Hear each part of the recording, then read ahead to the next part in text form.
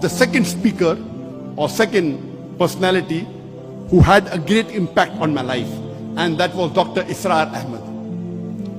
Dr. Israr Ahmad, may Allah grant him Jannah, he was one of the best Urdu-speaking orators in the world that I know of. So I traveled all the way to Pakistan in 1991 to meet Dr. Israr Ahmad. He was a medical doctor. He wasn't trained in any Islamic institute or Islamic university. He was a medical doctor inspired by Maududi, Jamaat Islami, went to Tabligh Jamaat, they started his own organization, Tanzimul Islam. I went to Lahore to meet him. And I was shocked at his simplicity.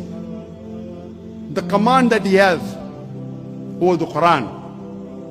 He also speaks in English, but mainly in Urdu.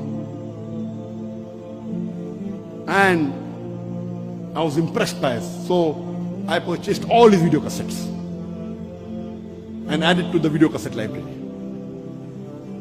And to cut the story short,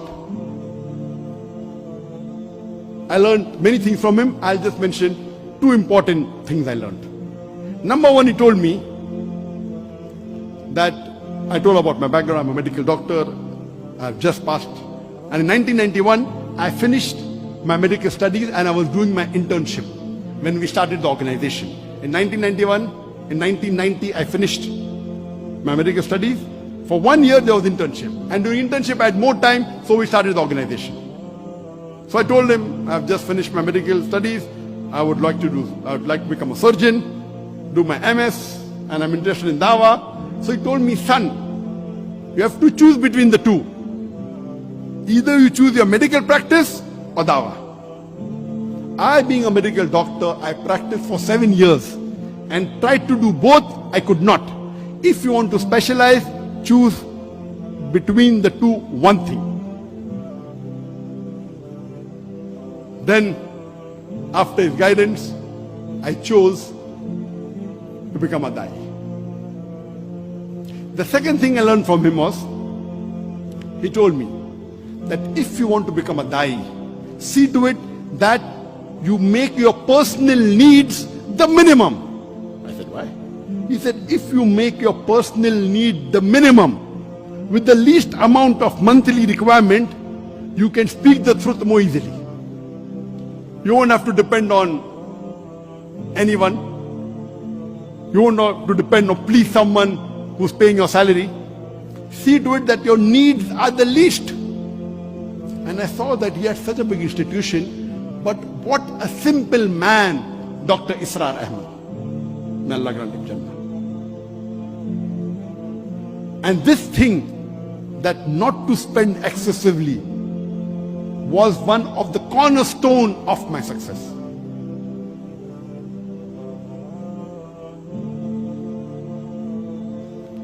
Just in case I forget, towards the end I may tell you, but today I require only 2,000 ringgit a month for me and my wife to survive. Only 2,000 ringgit. Very comfortably.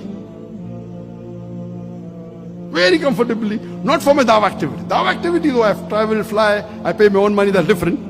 That may be in large amount, but for my personal needs, 2,000 ringgit is sufficient. In Bombay it was 40,000 rupees. Here it is 2,000 ringgit, sufficient. Inshallah, time permits, I'll come to it later on. So these two things I learned from Sheikh Ahmad Deedat. And when I came back, I told my parents, initially when we started the organization, Islam Research Foundation, I told my parents I will only be giving 2 hours a week. Because once I finish my internship, when I join the MS surgery, I have to be there 24/6 or 6.5. Maybe I get half a day in a week free. So I spend some time with my family and 2 hours in this organization. But then I decided I will not do my post-graduation. I told my parents, I want to give 2 hours a day for Dawah and the balance time for my medical practice. My father had a roaring practice. My elder brother, Dr. Muhammad Naik, also was a doctor. And my brother, he was a very good orator. So when Sheikh Ahmad Deedat came, he was the MC. Because he was the Secretary General of his medical college. Very good orator. Not an Islamic speaker, but a general orator. So that's how Sheikh Deedat was impressed. So I told my parents, 2 hours dawa, remaining medical practice. After a couple of months, I said 50% dawa, 50% medical practice. They said no problem. Then I said 2 hours medical practice, remaining dawa. They said no problem. Then after maybe a year or so, I said full-time dawa. They said no problem.